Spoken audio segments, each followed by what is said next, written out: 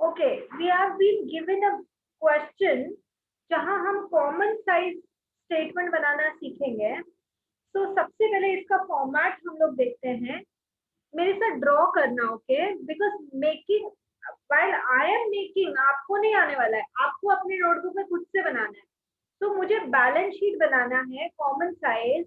मेरे पास कुछ डिटेल्स दिए हुए हैं और 2016 और 2017 दो साल के डिटेल्स हैं। तो सबसे पहले मैं लिखूंगी पर्टिकुलर्स।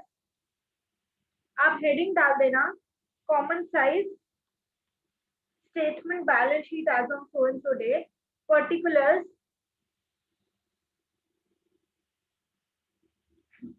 देन उसके बाद जैसे प्रीवियस ईयर और करंट ईयर लिखते थे उसके ऊपर लिखना है absolute amount. Absolute amount previous year CY and current year CY। ठीक है, उसके बाद percent of total previous year का परसेंट एंड करंट ईयर का परसेंट। तो पर्टिकुलर्स बना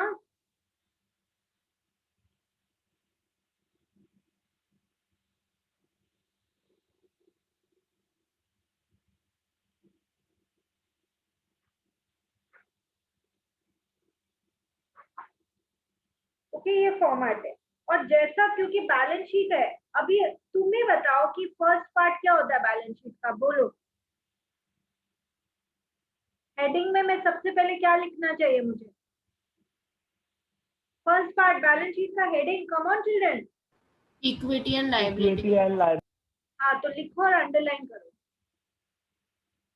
equity and liabilities, underline it. ठीक है, इक्विटी एंड लायबिलिटीज में भी फर्स्ट पार्ट क्या होता है, क्या लिखते हैं हम इधर? शेयरहोल्डर्स। शाबाश, जोर से बोलो ना, जब आता है तो हम क्यों ना बोले, जोर से बोलो। शेयर होल्डर्स फंड, और लिखो भी साथ में share holders fund. Okay, share holder fund. अब एक बार थोड़ा क्वेश्चन देख लेते हैं। Share capital is given, reserve and surplus is given, दोनों ही शेयर होल्डर्स फंड का पार्ट है। फिर उसके बाद non long term borrowing, okay, long term भी है शॉर्ट टर्म भी है। तो लॉन्ग टर्म बोरोइंग किस हेड के अंदर जाता है? लॉन्ग टर्म बोरोइंग किस हेड के अंदर जाता है? Non current liability. शाबाश, long term borrowing goes under non current liabilities. उसके बाद short term borrowing, short term provision, ये किस हेड के अंदर जाता है? Short current liabilities. हाँ, short term borrowing, short term है ना, तो ऑब्वियसली करंट ही होगा ना। फिर उसके बाद इक्विटीज एंड लायबिलिटीज क्लोज हो जाएगा और हम उसका टोटल लेंगे। देन आती है एसेट्स की बारी। एसेट्स को भी हम नॉन करंट एसेट्स और करंट एसेट्स दो में बाइफरकेट करते हैं। तो fix assets, non current investment, तो ये दोनों ही नॉन करंट एसेट्स में आ जाएगा। Then inventory, trade receivable, cash and cash equivalent, तो ये तीनों inventory, trade receivable, cash and cash equivalent current assets में आ जाएगा। So let's start. सबसे पहले शेयर होल्डर्स फंड आपने बोला, सबसे पहले equity and liabilities first part, उसके अंदर सब पार्ट शेयर होल्डर्स फंड, उसमें ए लिखो share capital,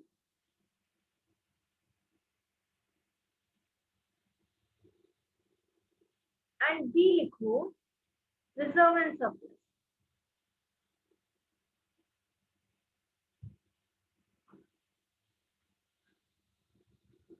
Okay, share capital 16 and 17, 5 lakh and 7 lakh। तो पहले हम प्रीवियस ईयर लिखते हैं, फिर हम करंट ईयर लिखते हैं। तो शेयर कैपिटल में लिखो 5 लाख। बना क्या रहे हो ये याद रखना, कॉमन साइज, कंपैरेटिव और कॉमन साइज को मिक्स किया प्रेजेंटेशन को, तो पूरा सीधा जीरो ही मिलेगा। ठीक है, so previous year current year 5 lakh 7 lakh.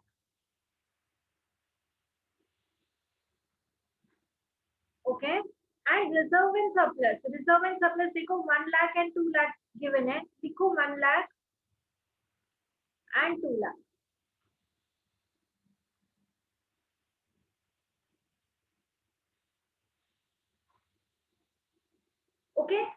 बार लिखते हैं, एक बार सब फिगर्स लिख देते हैं, उसके बाद परसेंटेज की बात करेंगे।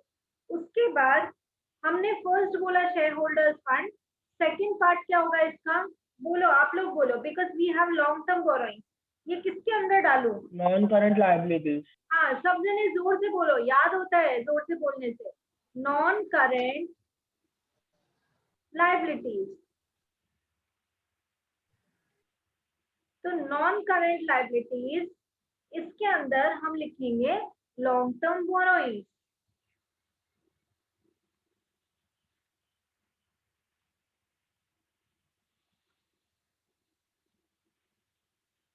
और लॉन्ग टर्म बोरोइंग्स में 2 लाख और 2,50,000 डालो अमाउंट, 2 लाख एंड 2,50,000। ठीक है, ये हुआ हमारा सेकंड पार्ट। अभी हमारे पास शॉर्ट टर्म बोरोइंग और शॉर्ट टर्म प्रोविजन है, तो ये किस हेड में आएगा, जोर से बोलो, बोलो। Current liabilities. Yes, it will come under current liabilities. Less than 1 year है ना, इसलिए current liabilities. Okay, तो लिखो short term borrowings.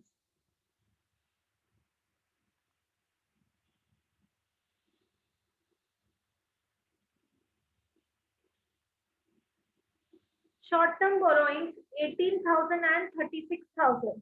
So write down 18,000 and 36,000.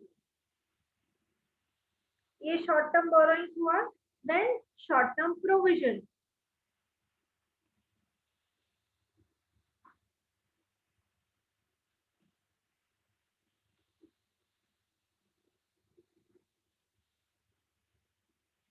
$20,000 and 40,000. Other liabilities में क्या आता है? मान लो कि कोई है ना प्रीपेड इनकम है, तो वो अदर लायबिलिटी होगा ना, कि कोई जैसे कि इनकम, आपको इनकम रिसीव्ड इन एडवांस, अब आगे जाके आपको वो काम करके देना पड़ेगा। ठीक है, तो वो आ सकता है। और इसमें और भी बहुत कुछ आता है, जैसे बैंक ओवरड्राफ्ट है, या क्रेडिटर्स है, या ट्रेड पेएबल है, या बिल्स पेएबल है, ये सब करंट लायबिलिटी में आएगा। तो शॉर्ट टर्म प्रोविजन 20,000 गिवन है और ये 40,000 गिवन है, डालो। ठीक है, तो I think we are finished with the equity and liability side. तो पहले हम टोटल करते हैं।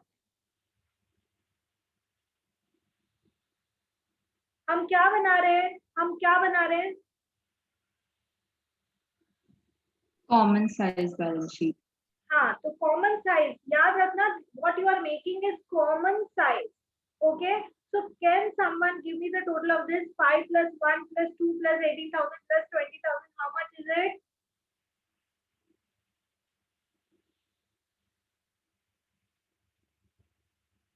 कितना है ये? I think it is 8,38,000. Calculate करो खुद से। Then 7 lakh plus हाँ, मैं यही आया। हाँ, 7 lakh plus 2 lakh plus 2,50,000 plus 36,000 plus 40,000. It is 12,26,000.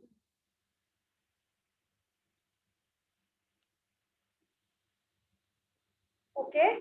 अब जो एक very important thing which you have to remember in common sizes, हम सबको पता है, हमने अकाउंटिंग इक्वेशन में किया है, equity and liability. That is, देखो अकाउंटिंग इक्वेशन क्या थी, याद करो 11th standard. Equity that is capital plus liabilities is equal to assets. ये किया था हम लोग ने, राइट? तो हमको पता है कि मेरा कैपिटल प्लस लायबिलिटीज मेरा एसेट के बराबर है। तो मैं ये बोल सकती हूँ ना कि यदि इक्विटी प्लस लायबिलिटीज 100% है टोटल, तो एसेट्स भी टोटल 100% है, ये मैं बोल सकती हूँ। तो मैं बोलूंगी मेरा इक्विटी एंड लायबिलिटीज का साइड 100% है एंड मेरे एसेट्स का साइड भी 100% है। तो एक बात जो आपको ध्यान रखनी पड़ेगी और एग्जाम में कंफ्यूज नहीं होना है, दैट इज जब मैं कॉमन साइज स्टेटमेंट बनाती हूँ तब मुझे पता होना चाहिए कि मेरा टोटल इज 100%, और जहां मैं ये परसेंट टोटल प्रीवियस ईयर और करंट ईयर का लिख रही हूँ, right down this is 100% and this is 100%. Total will always be 100%. अब तो बहुत सिंपल चीज है, देखो 100% total is equal to previous year का प्रीवियस ईयर से देखो 100% इज इक्वल टू 8,38,000 और इसका 100% इज इक्वल टू 12,26,000. तो ये जो 8,38,000 है ये 100% है. तो देखो ये वाला फिगर कितना परसेंट होगा, obviously 5 lakh divided by 8,38,000 into 100, जो आंसर होगा वो इधर आएगा. फिर 1 lakh that is reserve and surplus divided by 8,38,000 into 100. So calculate आपको करना है और बोलना है कि क्या क्या फिगर आ रहा है. बोलो. ये 100% है तो इन सब का कुछ परसेंट होके 100% हो जाएगा. तो सबसे पहला फिगर बोलो 5 लाख शेयर कैपिटल का divided by total 8,38,000 into 100. How much is it? 59.67. Okay, rounded to the nearest, so 59.68% कुछ आ रहा होगा. 59.68%. मैं 6 था, मैंने 6-7 बोला. 6-7% करते हैं. ठीक है, नेक्स्ट आप लोग ही बताएंगे 1 lakh divided by 8,38,000 into 100.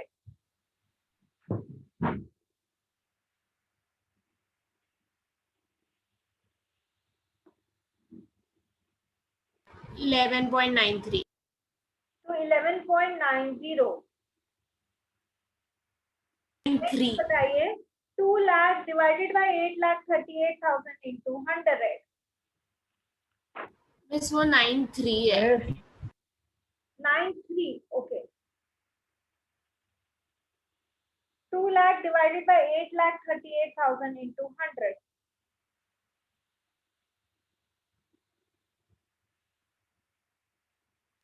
Miss 23.87. तो मैं ऐसे बोल देती हूँ 23.9. ठीक है, नेक्स्ट 18,000 divided by 8,38,000 into 100. 2.147. 2.147. तो 2 डिजिट तक करते हैं. 2.147 है, मतलब 5 या 5 से ज्यादा है तो 4 को हम 5 बनाएंगे. Next 20,000 divided by 8,38,000.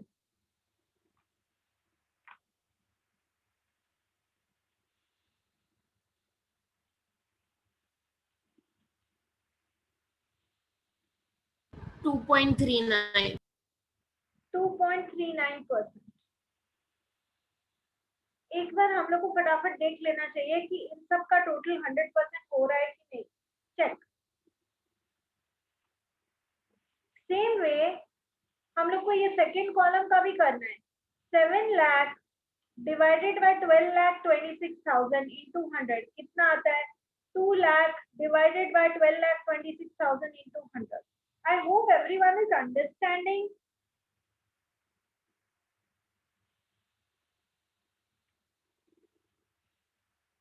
यदि हमारा टोटल यदि 100 पॉइंट समथिंग आ रहा है तो फिर किसी को एक को एडजस्ट करेंगे.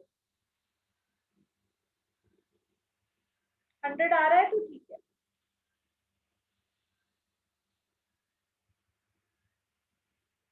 ठीक है, कोई फटाफट ये वाला कैलकुलेशन स्टार्ट करो. शेयर कैपिटल करंट ईयर का current year 7 lakh divided bye 12,26,000 into 100.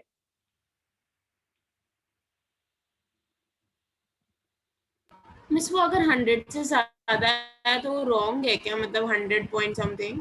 आपने यदि देखो टोटल तो 100% ही होना चाहिए ना. 100.0102 भी क्यों? तो this should be equal to 100. ठीक है, इट्स लाइक पॉइंट का एरर तो ये है. तो 100.0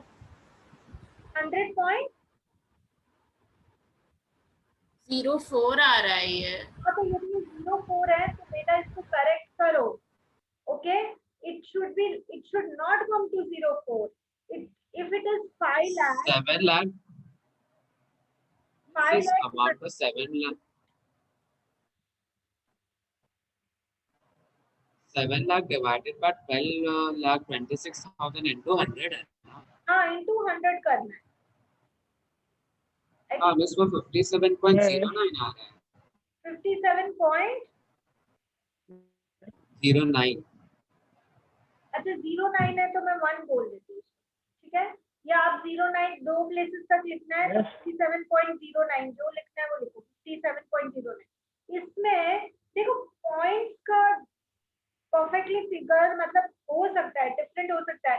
तो ये 67 आ रहा है. अब मैं एक बार 1 लाख डिवाइडेड बाय ये करके देखती हूँ. 1 लाख डिवाइडेड बाय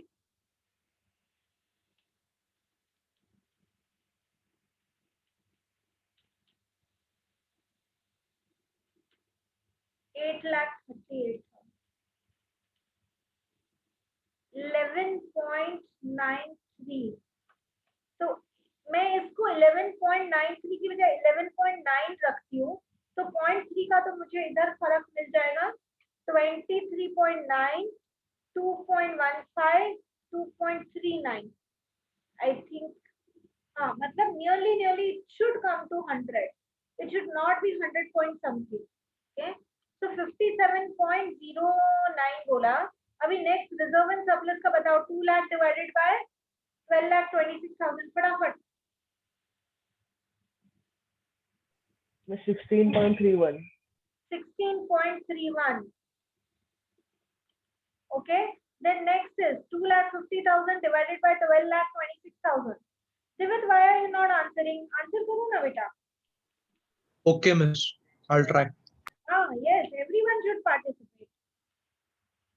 रॉन्ग करने में क्या है, हम लोग को थोड़ी ना कोई रॉन्ग करने को टैक्स लगा है. हम लोग सम ट्राई करते हैं, that is important. 2,50,000 divided by 12,26,000 percentage. 20.39. Okay शाबाश. 20.39%. Next come on fast children. हम लोग को ऐसा एक्सरसाइज भी करना है. भगाओ. 2.94. Okay, 36,000 divided by 12,26,000 into 100, 2.94%.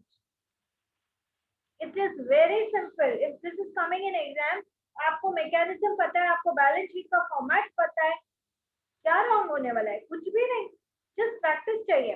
Then 40,000 divided by 12,26,000 into 100. 3.26. Okay, 3.26%. ठीक है, इसका टोटल 100% होना चाहिए. यदि 100% नहीं होता है किसी चीज को राउंड ऑफ करो 100 तक लेके आओ. चलो हाँ बोलो. मिस जो long term borrowing previous year का परसेंटेज है वो 23.87 है. कौन सा 23 पॉइंट? ये 87 है. हाँ अगर इसको 86 लिखते तो प्रॉपर 100 आ जाएगा आंसर. ठीक है ना, 86 लिख दो. ओके चलो, एसेट्स में फर्स्ट पार्ट कौन सा होता है आपको मुझे सिखाना है. Non-current assets. Non-current assets. शाबाश. Non current assets.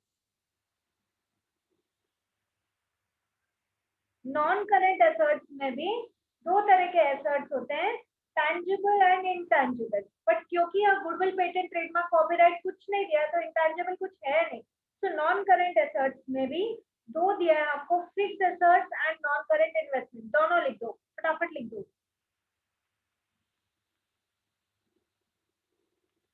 Fixed assets, non current investment. ठीक है, फिक्स्ड एसेट्स 280 एंड 5,54,000 लिखो. Fixed assets is, children, this is 2,88,000. 2,88,000 is your fixed assets and 5,54,000 is your fixed assets. Non-current assets 3 lakh and 3,60,000.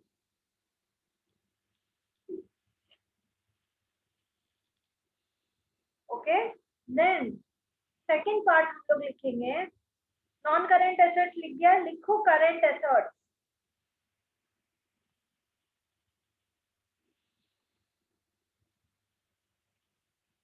इसीलिए हमने format की इतनी practice की है कि यदि बैलेंस शीट का फॉर्मेट नहीं आएगा तो मेस है ना फिर।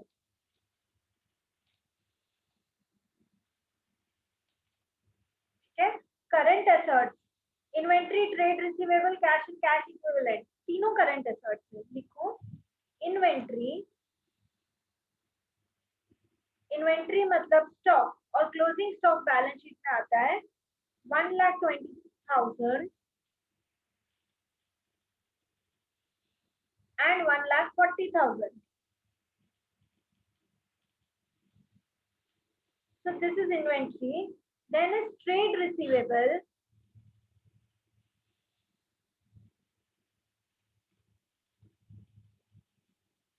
Trade receivable कितना हुआ? 70,000 and 92,000. फटाफट जो कॉपी तो करना है, सही जगह पे कॉपी करो। 70,000, 92,000. Okay. Then cash and cash equivalent. बहुत डिटेल डिस्कशन होगा जब हम कैश फ्लो सीखेंगे, तब बहुत डिटेल में हम समझेंगे कि कैश एंड कैश इक्विवेलेंट मतलब क्या होता है।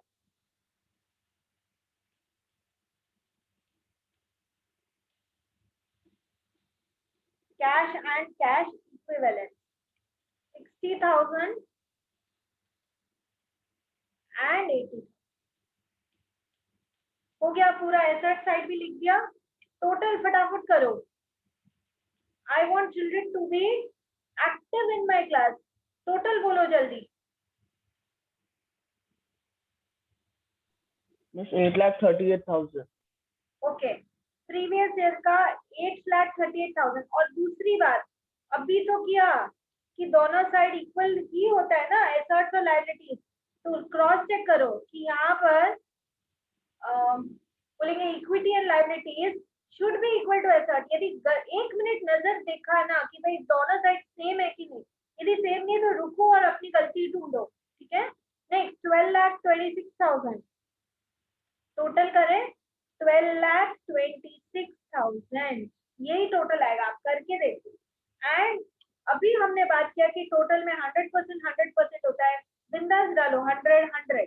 फिर परसेंटेज कैसे फाइंड आउट करेंगे?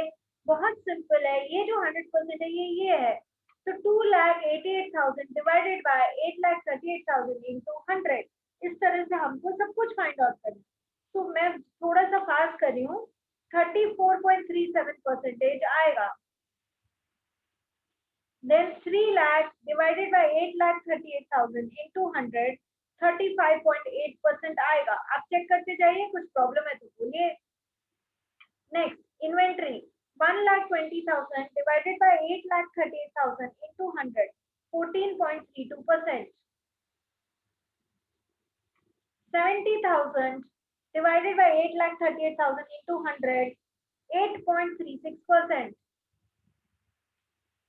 Then 60,000 divided by 8,38,000 into 100, 7.16%. Miss जो फर्स्ट वाला है 34.37 वो 30 मेरे को डिफरेंट आ रहा है। कितना आ रहा है बेटा? 2,33,88,000 33.41। Okay, 2,88,000 divided by 8 lakh. ठीक है, मेरे को मिस्टेक मिल गई। Okay, 8,38,000 percentage 34.37 आ रहा है, तो मैंने उसको राउंड अप करके 34.37 कर दिया। हाँ बोलो बेटा। This trade receivable 8.35 आएगा, तो ये तो 100 होगा। Trade receivable 8.35। Okay 35 whatever is coming आप डाल दो। ठीक है। सेम वे अभी फटाफट ये करो। 5,54,000 डिवाइडेड बाय 12,26,000 into 100. मतलब अब इस कॉलम का चलेंगे बिकॉज ये प्रीवियस ईयर वाला था और ये करंट ईयर वाला है, right?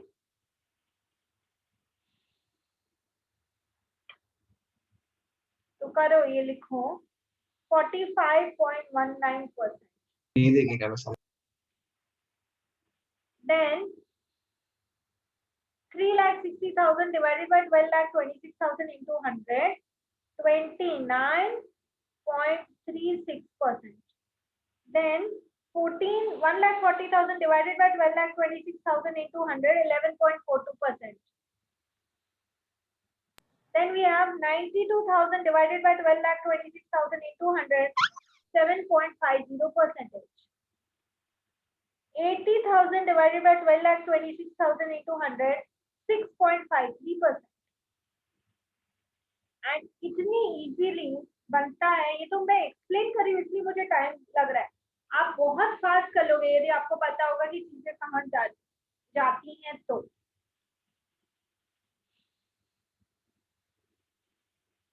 I'll wait for a minute, आप लोग कर लीजिए.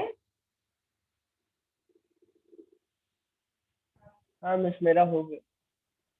ओके, किसी को कुछ भी पूछना है तो पूछ सकते हैं मुझसे.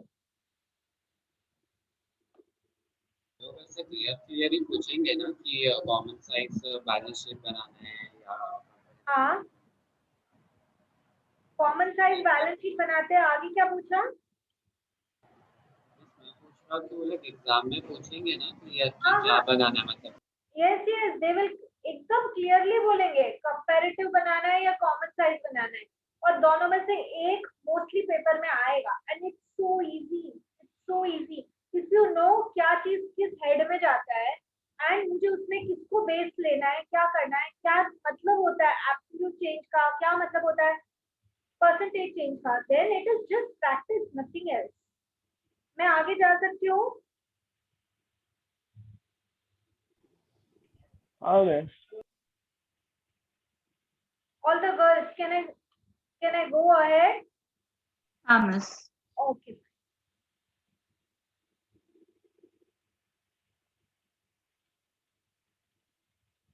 See, one important thing which I wanted to tell you is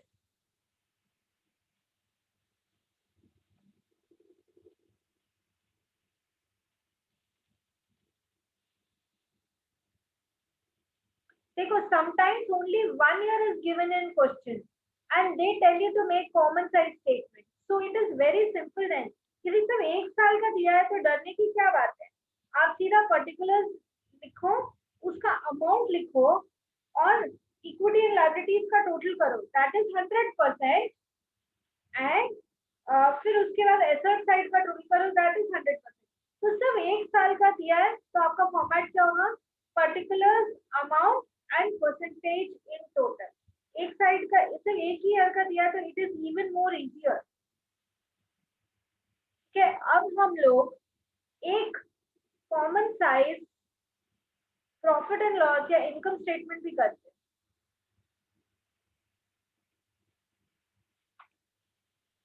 okay Avanti, can you please read the question? क्या क्या गिवन है? मतलब यहाँ मैंने सिर्फ ये लिखा है कि may be given 1 year information और 2 years. It doesn't matter in common size. आपको सिर्फ 1 year का गिवन है तो पर्टिकुलर्स डालो, उसके बाद अमाउंट डालो, परसेंटेज डालो, और 2 साल का गिवन है तो 2 साल का कर दो. It doesn't matter. अभी क्वेश्चन रीड करो. Avanti, can you please read it? हाँ. जो अंदर है वो पढ़ो ना, पर्टिकुलर्स के. फ्रॉम ऑपरेशन से पढ़ो. हाँ. Revenue from operations 30 lakh, cost of material consumed 15 lakh, finance cost 2 lakh, employee benefit expenses 3 lakh, depreciation and amortization 5 lakh, and tax rate 30%. Okay, तो हमको basically income statement common size बनाना है. तो हमारे हमारा हेडिंग वो ही रहेगा, राइट डाउन, मेरे साथ बनाना, पर्टिकुलर्स, पर्टिकुलर्स के बाद अमाउंट, अब एक ही साल का दिया है तो एक ही साल का बना देंगे, even more easier, and percentage. तो अमाउंट रुपीज में तो वो रुपीज का साइन डाल दिया मैंने ब्रैकेट में, एंड परसेंटेज बनाओ। हमेशा जो वर्टिकल इनकम स्टेटमेंट है या vertical profit and loss statement में है, उसमें सबसे पहले फर्स्ट चीज क्या आता है? That is my question to you all. Revenue from operations, sales. First चीज हमेशा, मतलब रेवेन्यू फ्रॉम ऑपरेशंस का मतलब क्या होता है? सेल्स। हाँ, सेल्स ऑफ गुड्स और सर्विसेज जो भी कर रही है आपकी कंपनी, तो first will always be revenue from operations. Sale ही नहीं करोगे तो एक्सपेंसेस किसमें से लेस करोगे? Revenue from operations. Okay, so amount is 30 lakhs and always remember, मैं आपको एक बात बता रही हूँ, revenue from operations income statement में हमेशा बेस होता है, वो ही 100% होता है। आपको एक और बात याद रखनी है कि यदि इस क्वेश्चन में तो गिवन नहीं है, लेकिन यदि अदर इनकम दिया हुआ है तो भी यहाँ पे अदर इनकम होता तो उन दोनों के टोटल को 100% नहीं मानते, सिर्फ रेवेन्यू फ्रॉम ऑपरेशंस को ही 100% मानते। ये बात आपको ध्यान रखनी पड़ेगी, अदर इनकम में ऐड करके टोटल इनकम को 100% मानते ही सम रॉन्ग हो जाएगा। अब इसका सेकंड पार्ट एक्सपेंसेस। हाँ बोलो। मिस, अगर अदर इनकम रहता तो उसका टोटल परसेंट में क्या आता? हाँ तो मतलब जो भी है अमाउंट, यदि 30 लाख 100% है तो वो कितना है? दिस इज हाउ वील सी, मैं एक दिखाऊंगी करके। Next is cost of material consume, expense में लिखते जाओ, कॉस्ट ऑफ मटेरियल कंज्यूम्ड, ये सब एक्सपेंस ही है ना। कितना है वो? 15 लाख। एक बार सीधा सीधा फिगर डाल देते हैं। देन फाइनेंस कॉस्ट, मतलब इंटरेस्ट वगैरह, लोन लिया या कुछ भी किया, खुद को फाइनेंस करने की कॉस्ट, फाइनेंस कॉस्ट, ये भी तो एक्सपेंस ही होता है। ये 2 लाख है, डालो इधर 2 lakh. Then you have employee benefit expenses, salary वगैरह जो एम्प्लॉय को दिया, एम्प्लॉय बेनिफिट एक्सपेंसेस जो उनको सैलरी दिया वो 3 lakh. Then you have depreciation and amortisation, ये भी तो एक्सपेंस ही है। Reduction in value of your asset due to use, wear and tear, depreciation and amortization। कितना है ये? 5 लाख। ठीक है, तो यहाँ तक हम आ गए हैं।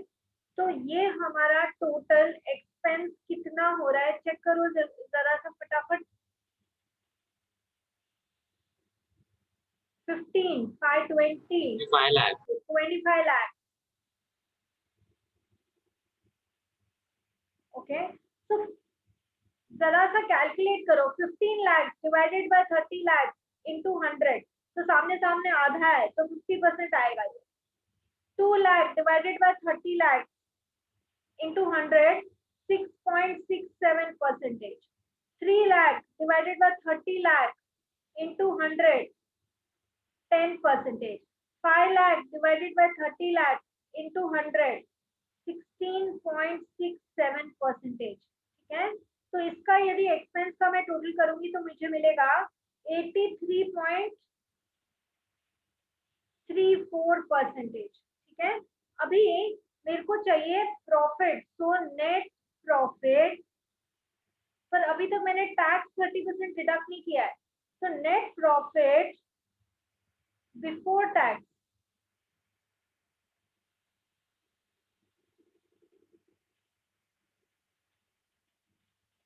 तो 30 लाख माइनस सारा एक्सपेंस 25 लाख, तो बचा 5 lakh, that is net profit before tax. And 100 में से 83.34 लेस करो तो बचा 16.67 के आसपास आएगा, चेक कर लो। ठीक है, अभी इसमें से लेस 16.66 है। हाँ तो 66 लिखो। टैक्स एट द रेट 30%, तो जो प्रॉफिट है उसी में से तो टैक्स हटाएंगे, तो 5 लाख का 30% इज 1,50,000 टैक्स निकाला। Then 1,50,000. okay, so net profit after tax 5 lakh minus 1,50,000, 3,50,000. okay, and ये 1,50,000 कितना है 30 लाख का, it is 5%. 3,50,000 divided by 30 lakh, it is, check करो 11.67% है क्या, परसेंटेज का साइन लगाने की जरूरत नहीं। so that will be net profit after tax. so to remember, revenue from operations base is 100%, other income add करके 100% मत लेना, वो रॉन्ग हो जाएगा।